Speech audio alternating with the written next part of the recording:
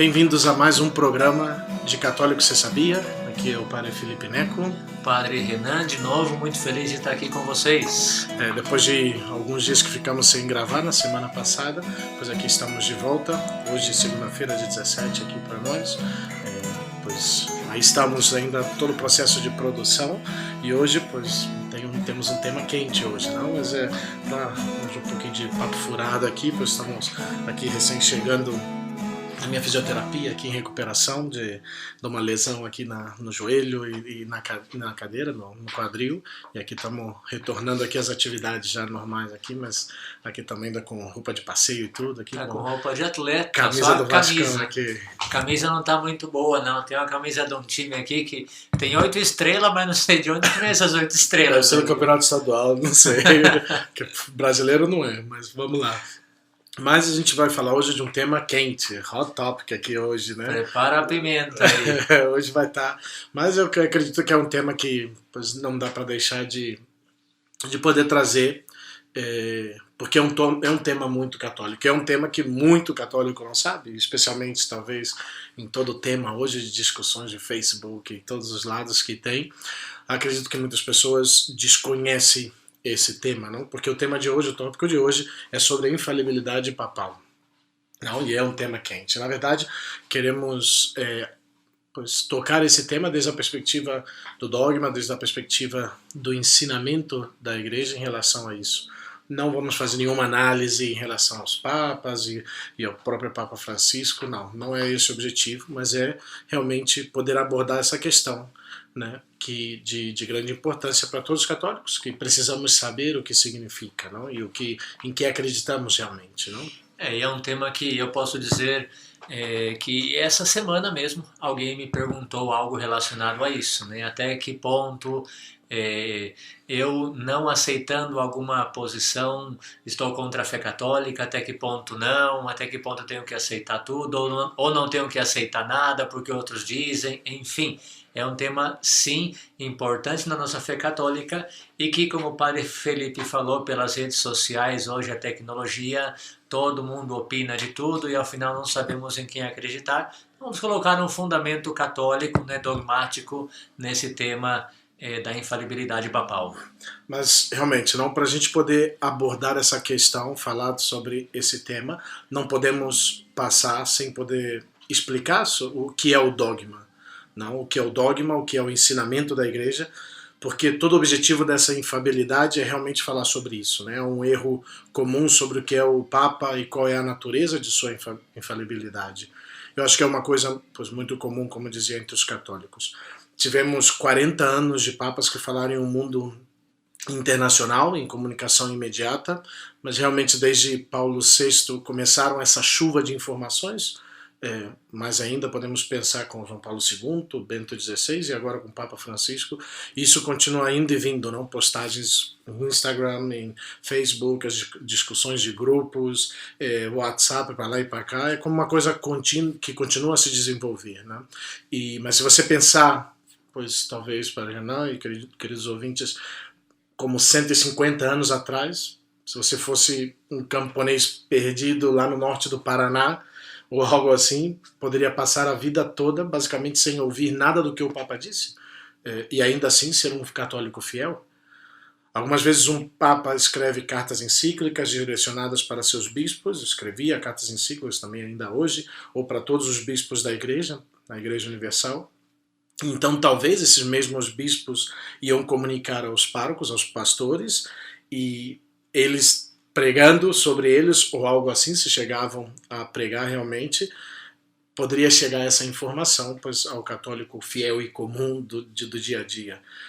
Quanto tempo levariam essas notícias para viajar, para chegar até o católico fiel aí, talvez como eu falava, do norte do Paraná, aí perdido, pois talvez décadas até chegar a uma encíclica. Hoje tudo é rápido. Hoje em dia, se houver uma encíclica escrita, já há rascunhos que já são publicados e que vazam, e há toda uma confusão por isso. Não? E exatamente por isso eu queria abordar esse tema, já que também temos presente que essa quarta-feira, dia 12 de fevereiro, agora passado, foi apresentada, pois a exortação apostólica, não, da exortação pós-sinodal, Querida Amazônia. não, essa exortação apostólica do Papa Francisco.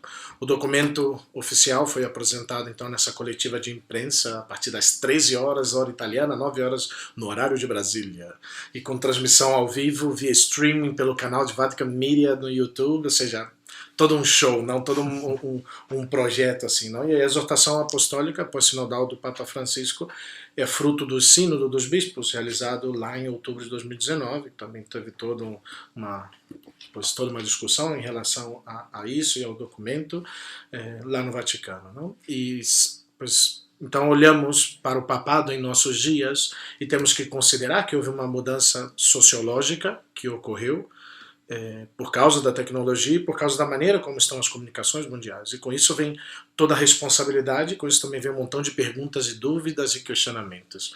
E, como muitos católicos não sabem, pois hoje nós queremos abordar esse tema para você, católico que não sabia, pois agora católico você sabia. Não? Também nós temos o uso dos meios de comunicação social é uma ideologia que vai, que volta, muito, muito forte, querendo pregar o que realmente não é a verdade, né? Tristemente, hoje se usa muitos meios de comunicação para o interesse pessoal, né? Então a mídia fala de muita coisa, tem aí agora, né, não entra no tema, mas é relacionado o filme dos dois papas, famosíssimo, que é uma ficção, que não é histórico, que não é real, mas quanta polêmica suscita, quanta discussão suscita. Então, também nesse tema relacionado ao papado em nossos dias, ao que o Papa fala, ao que o Papa escreve. Por um lado, existe um dogma católico, que vamos explicar agora. Por outro, temos que ser conscientes também que a mídia está em cima de tudo, e não tudo que a mídia fala, tristemente, é verdadeiro. É assim mesmo. E conheço muitos bons católicos que realmente se confundem. Quero dizer que não vou, como falei já, não vou assumir uma posição ao Papa Francisco ou a qualquer Papa sobre as coisas que foram ditas. Ainda estou lendo a exortação, terminei o capítulo, estou no capítulo 2, são, se não me equivoco, 4 capítulos, já repassei o índice. Mas o tema que eu quero dizer e ajudar a esclarecer é qual é a natureza do dogma e como isso realmente funciona, o que sim, o que é infalível e o que isso significa. Estamos fazendo isso agora, já que saiu essa exortação apostólica, que pode ser difícil de entender alguns pontos.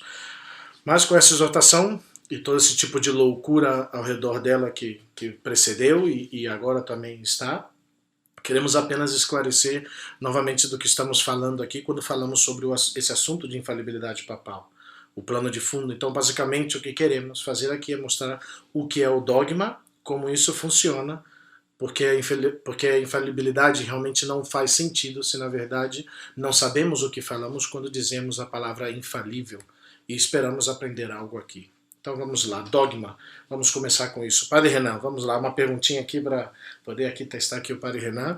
A palavra grega, aqui vamos escolher aqui, vamos ver se ele sabe, se o grego dele foi bom aí na apostólica. Aí, teologia. Não, mas o que significa então a palavra grega dogma, Padre Renan? Você saberia dizer? Não pode colar não, hein? Tá vendo aqui o Google para ver se eu encontro. Olha, dogma é uma verdade que todo católico deve dar o seu assentimento. De qual palavra grega vem? Padre Neco me pegou de surpresa agora. Pois bem. Não me lembro do meu grego. Tá bom. E o latim talvez ajude, porque a palavra dogma do grego significa ensinar. E doutrina, que o latim significa... Ensinamento? Ensinar também, não? Claro. A palavra do verbo também ensinar, não? Então as palavras doutrina e dogma, não, a palavra latina e a palavra grega, ambos significam ensinamento. De modo que quando falamos sobre dogma, temos uma compreensão muito específica do que isso significa. E para entrar nisso, agora precisamos fazer algumas distinções do dogma como um tipo particular de doutrina. Ainda que as palavras tenham o mesmo significado, não, de sua origem grega e latina, já o uso que fazemos hoje em dia não é o mesmo, não? Porque o dogma é uma doutrina específica da igreja, e a igreja tem muitos ensinamentos, muitas doutrinas. Não existem esses tipos diferentes de nível, por assim dizer, de doutrina, dependendo de como eles estão dispostos. A maior forma de ensinamento da igreja católica, pois chamamos dogma.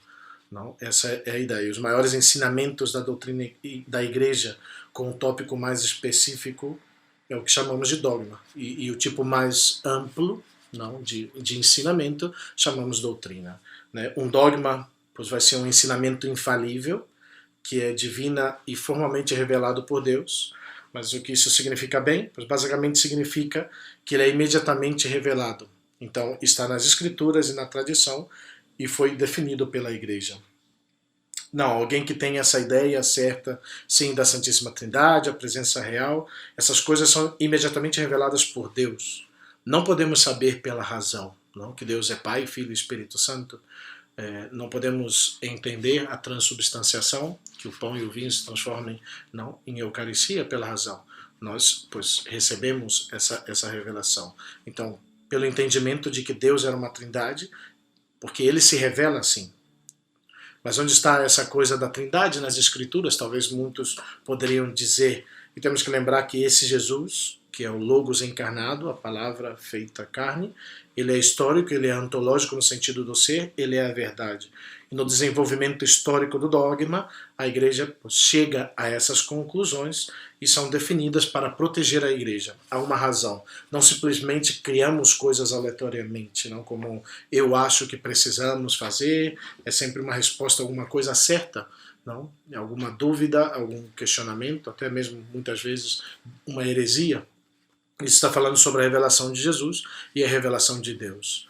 No livro aos Hebreus, fala que no passado que Deus falou conosco de várias maneiras, pelos profetas, pelas escrituras, e agora ele fala conosco através de seu Filho. E o Evangelho de João diz que essa é a revelação. Jesus é quem revela Deus para nós. Assim, toda a nossa busca por entender quem é Deus e sobre o que é a nossa religião, o que a religião nos diz, em todas as doutrinas deriva pois, esse entendimento de Jesus, do que ele revela quem ele é.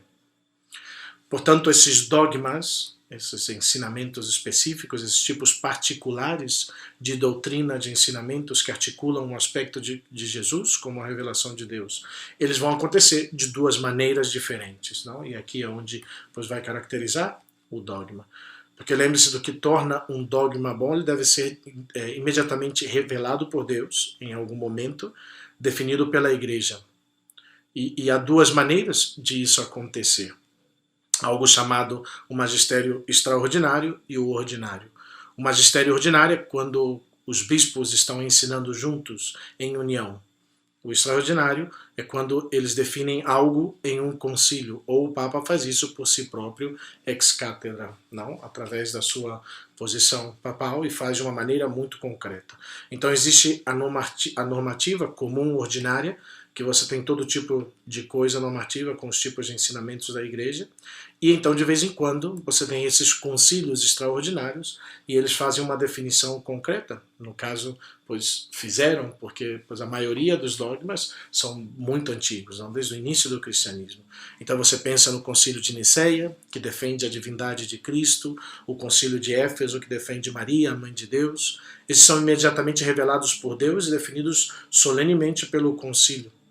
Pois avançamos rápido para 1800 anos depois, e o século XIX, e pois todo esse pessoal da Bíblia que pois trabalha muito com isso, pois estragaram um pouco essa realidade, não? E aí esses teólogos mais modernos, Van Harnick, Louisy, Gunther, todos esses modernistas do século XIX, pois eles vão pois, apresentar uma espécie de heresia moderna, pois que começa a rasgar um pouco essa autoridade da igreja, e eles começam a propor algo chamado pois, relativismo dogmático, que basicamente significa que é a igreja que entendemos hoje. Você quer dizer algo, perguntar, ou dizer para alguém na rua qualquer coisa e perguntar a eles como os católicos fazem os ensinamentos, eles diriam que o Papa simplesmente decide e todo mundo tem que dizer sim, correto e acreditar. Esse é o relativismo, não é certo? Assim, de outra maneira de colocá-lo, é o positivismo. Não? O que o Papa quer inventar, ele cria, é isso que acreditamos, é nisso que acreditamos, e isso. Mas essa não é a verdade. Não? E acho que a primeira coisa que se você quiser tirar uma coisa disso, talvez é perder todas as distinções entre o magistério extraordinário e o ordinário, toda essa confusão. Mas se você não consegue manter pois essa realidade clara, não lembrando que dessa única coisa, que não somos talvez mormons ou outras não denominações, não inventamos nossos próprios ensinamentos. Não, opa, esse é novo aqui. Já não está o galo já cantando já. O galo foi embora. O galo foi embora agora. Aqui está marcando aqui o tempo e não quer parar aqui, mas vamos lá. Eu aproveito aqui a pausa do Padre Felipe para dizer que é interessante como nós recebemos de Deus a fé, porque ela é revelada, né? Deixa eu parar o som aqui, porque senão não dá. Nós recebemos a doutrina revelada, todo dogma, como o Padre Felipe falou, vem diretamente de Deus. Então o que acontece é assim, nós pela fé recebemos essa revelação de Deus, né? É a fé que nos revela o plano de Deus, a mensagem de Deus, a doutrina de Deus, da igreja, etc., né? Porque vem de Deus diretamente dele. Obviamente, nossa razão é muito limitada e nós somos seres humanos, falíveis, etc. E, portanto, não somos deuses, né? O pecado do primeiro homem é sereis como deuses, então lembrem-se. Então, o que aconteceu muitas vezes, o que acontece realmente é que se precisa muitos anos para pensar, se precisa muitas cabeças para pensar. Deus revela sua mensagem, seu plano, sua doutrina, né, da igreja. E, no entanto, não é tão simples da gente entender. E aí, quando acontecem os concílios, é quando acontecem os encontros entre pensadores católicos, bispos, cardeais, o Papa, para pensar, são teólogos, estão refletindo, várias cabeças, leva tempo, não é que a gente inventa de uma hora para outra. Então, é ridículo pensar, se a gente pensa em todos os dogmas da igreja, né, Padre Felipe, vem de concílios, vem de anos, vem de meses de reflexão, de anos de reflexão. Os primeiros 5 séculos da igreja foram de reflexão para ver o que hoje é o creio, por exemplo, o nosso credo. Então é ridículo pensar que de repente alguém simplesmente diga com toda a superficialidade, na verdade, o que o Papa disse é o que a fé católica e acabou. Né? Isso não existe.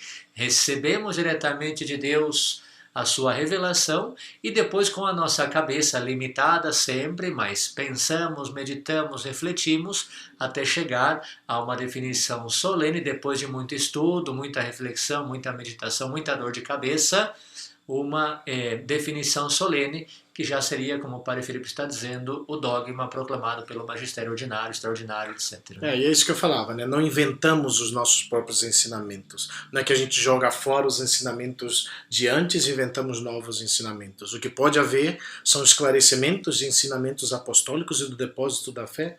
Isso é algo transmitido por Jesus Cristo. Mas não há novidade ou nenhuma nova revelação. Isso tudo é Jesus Cristo que nos deixa. Né? E o depósito da fé é assim, não, que é o que eles estão mantendo.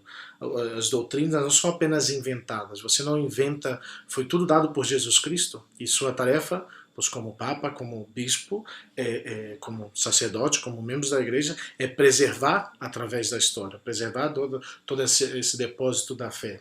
E somente quando isso acontece na história é que temos que fazer isso, e acontece muita confusão na igreja. Então isso é talvez um problema se você olhar a história da igreja como monolítica, como se fosse apenas uma sucessão de bispos ensinando o que eles quiserem, transmiti-lo de um para o outro, sem nenhum outro contexto. Então você realmente perde a noção de que ao longo da história da igreja sempre houve pessoas que inventam suas próprias ideias, dizendo Jesus agora, você sabe que Jesus não era Deus, era apenas um homem, e assim são como começou as heresias. E essas heresias pois surgiram tantas vezes que era muito importante para a igreja poder definir o que significa quando dizemos que Jesus Cristo é Deus. E esse é o tipo de esclarecimento que forma essas definições de dogma teologicamente corretas na intensidade da definição, geralmente corresponde a essa intensidade pois, do agressor da heresia. Não? E precisamos fortalecer essa parte como base na força desse dogma, que será, pois, vai ter essa força para responder, esclarecer essa realidade. Não? E se você pois, é católico, o tipo de estabelecimento, como católico, você é cristão, você acredita que isso é o que os cristãos acreditam. Se você não acredita bem nessas coisas, pode ser algo, mas você pois, não é católico. Não? Isso é certo. Né?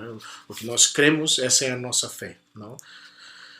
E novamente, não tudo isso parece estranho para as pessoas não católicas, não entender essa realidade do dogma, mas como católicos pensamos que o Papa diga, o que o Bispo diz, que isso obviamente vai acontecer, é aí que chegamos. Não?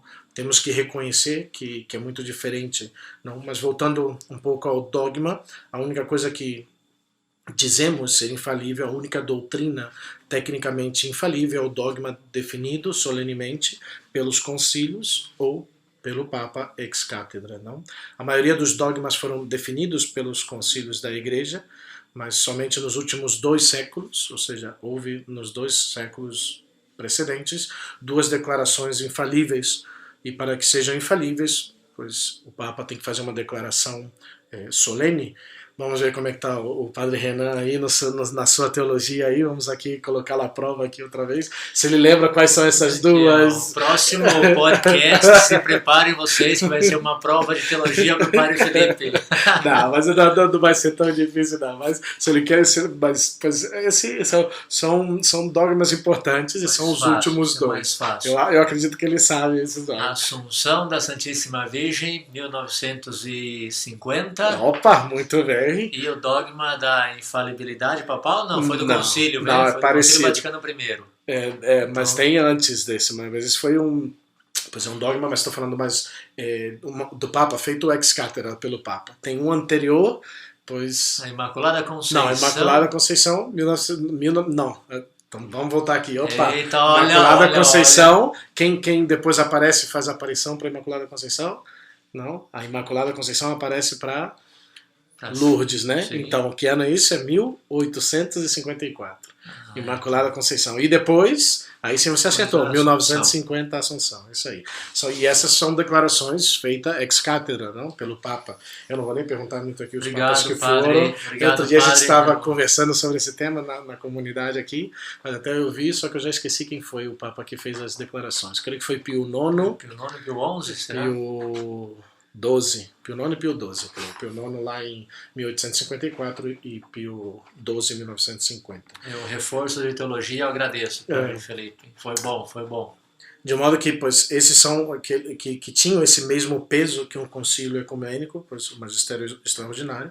Então, como dogma infalível, tem que ser feito dei fidei. Por exemplo, quando Trento se reúne para tratar de limpar toda aquela bagunça da reforma protestante, que eles estão fazendo são afirmações dei fidei, não declarações a respeito da graça e natureza dessas coisas. Essas são declarações infalíveis. Mas lá no concílio é esse tipo de magistério extraordinário. Outro tipo é quando o Papa simplesmente faz ele mesmo. Dei fidei significa que você precisa acreditar com certeza. E é isso que significa ser cristão, de várias formas ser católico, é a nossa essência da fé. Então não há como contornar essa realidade para nós, não, como é a presença real da Eucaristia, a Santíssima Trindade e tantos outros. Não? E as definições da Igreja foram feitas para responder aos erros, a fim de preservar esse depósito da fé em sua pureza e perfeição. Vamos seguindo, que já vamos chegando aqui ao tempo aqui. A forma normal da coisa extraordinária, quando isso ocorre, como falava nos concílios, mas o Segundo Concílio Vaticano II, por exemplo, não fez nenhuma definição, não? E os papas dos últimos 2 séculos, como falamos, só fizeram 2 declarações infalíveis, ou seja, ex cátedra, que tem toda até uma norma da proclamação ex cátedra. Por isso é muito raro quando o Papa pronuncia ex cátedra. Existe uma fórmula, como eu dizia, existe todo um tipo, uma maneira particular de fazê-lo, e ele precisa desenvolver algo, esclarecer algo da Igreja. Nós católicos dizemos que o Papa é infalível, e ele é muito qualificado, de modo que você não costuma ouvir isso em apologética. Não é quando o Papa prediz o tempo para amanhã, certo? Ou diz quem ele acha que é o melhor time de futebol. Não? Aqui estamos com a representação do Vascão, e que certamente não é o São Lourenço. Seria uma tristeza, né? O Papa acordar falando que o São Lourenço é o melhor time do mundo, mas e é infalível. E ele não está certo sobre tudo isso, né? Ele apenas significa que ele protege o depósito da fé quando ele oficialmente fale essas coisas ex cátedra.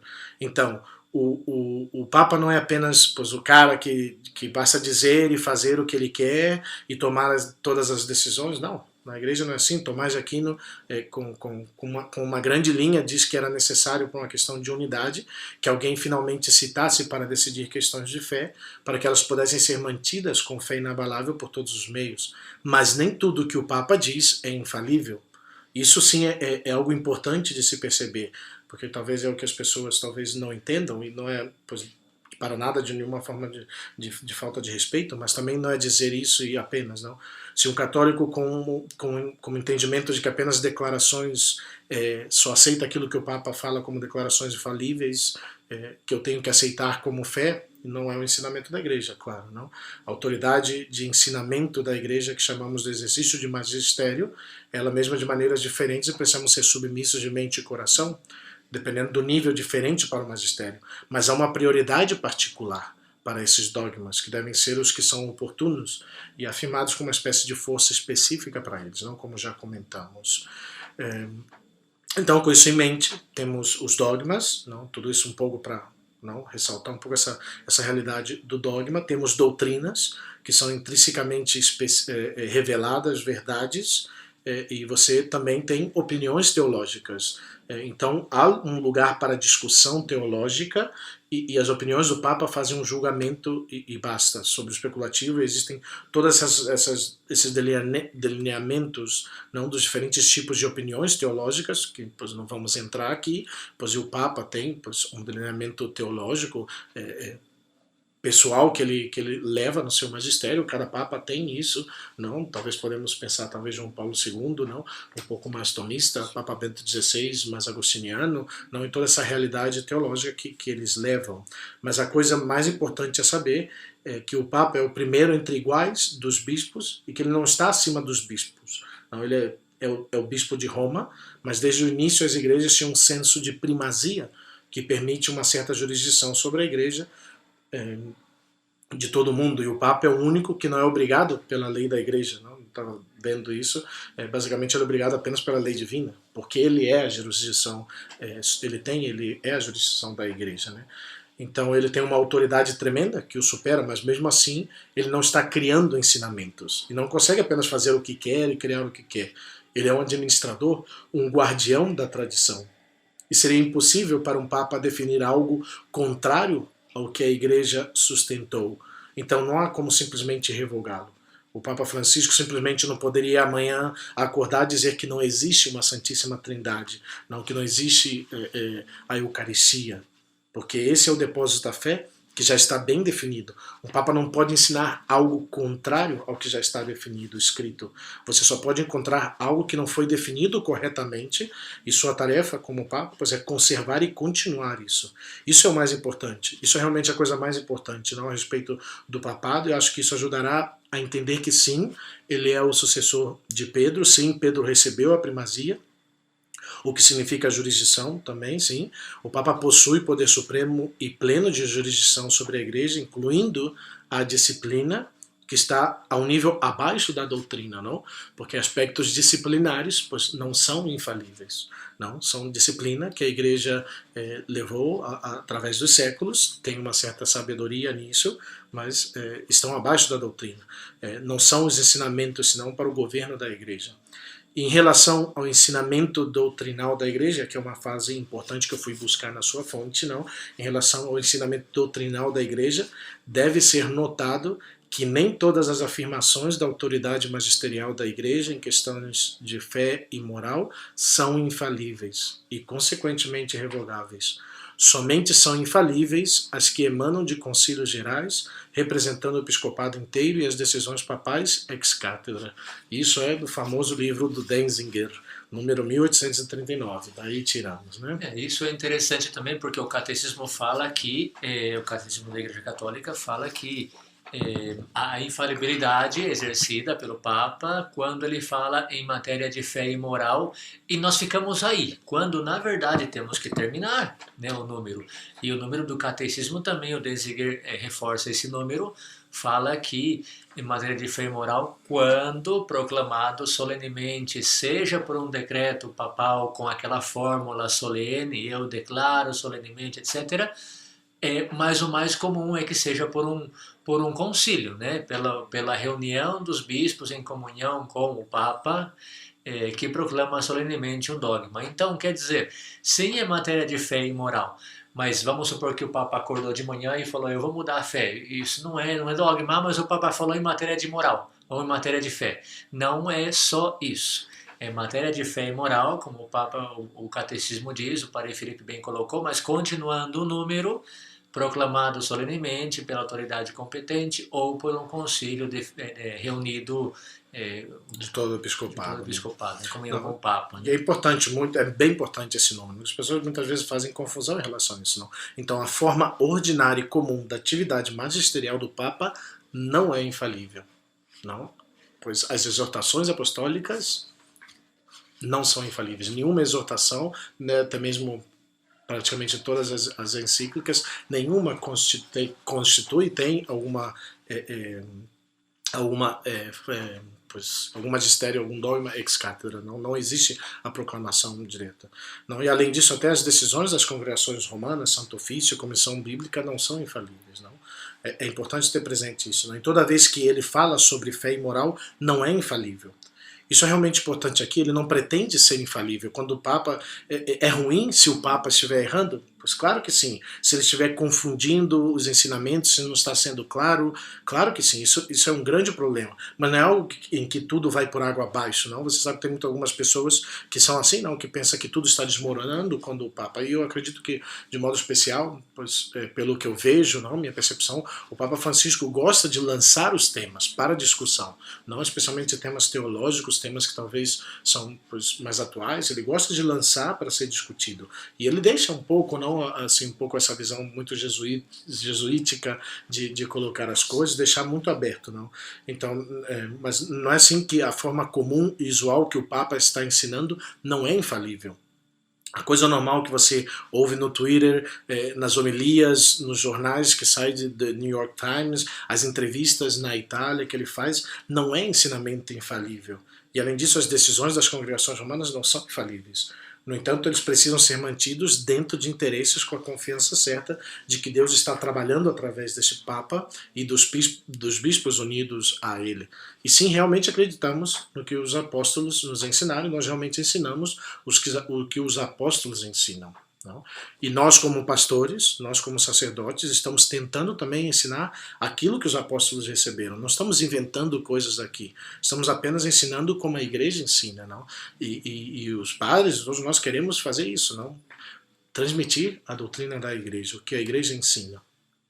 E faz muito sentido que se trata da busca da verdade. Não? Tudo que não acreditamos em uma coisa, nisso, naquilo, porque simplesmente o Papa diz para acreditar e já.